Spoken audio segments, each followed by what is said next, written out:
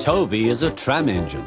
He has cow catchers and side plates and doesn't look like a steam engine at all.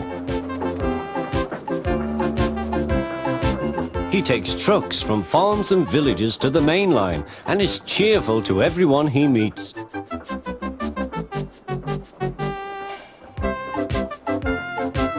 He has a coach called Henrietta, who has seen better days. "It's not fair at all," she grumbles, remembering that she used to be full and 9 trucks would rattle behind her.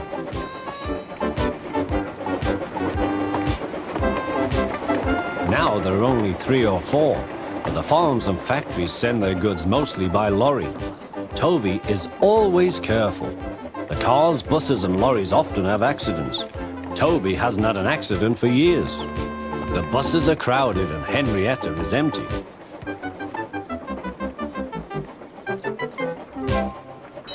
A lady and a stout gentleman stood on Toby's platform. He was, of course, the Fat Controller, but Toby didn't know this yet. "Come on, Grandfather," cried the children. "Do look at this engine." "That's a tram engine, Stephen," said the Fat Controller. "Is it electric?" asked Bridget. "Hush!" hissed Toby. "Shh, shh," said her brother. "You've offended him." "But trams are electric, aren't they?" "They are mostly, but this is a steam tram." "May we go in it, Grandfather? Please?" "Stop," said the Fat Controller to the guard. They all scrambled into Henrietta. "Hip, hip, hooray!" chanted Henrietta. But Toby did not sing.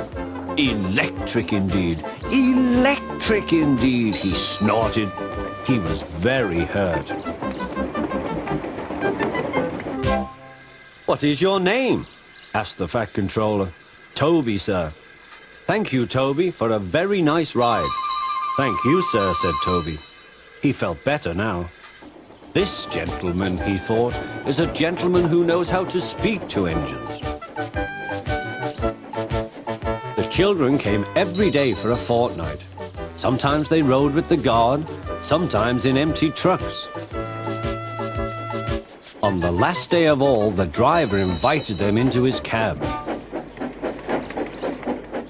All were sorry when they had to go away.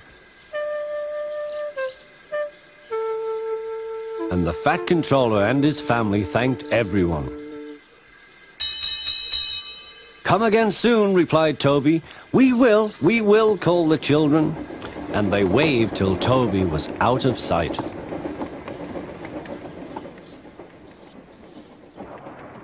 The months passed. Toby had few trucks and fewer passengers.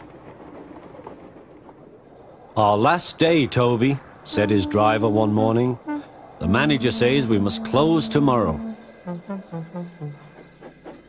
That day, everyone wanted the chance of a last ride. The passengers joked and sang, but Toby and his driver wished they wouldn't.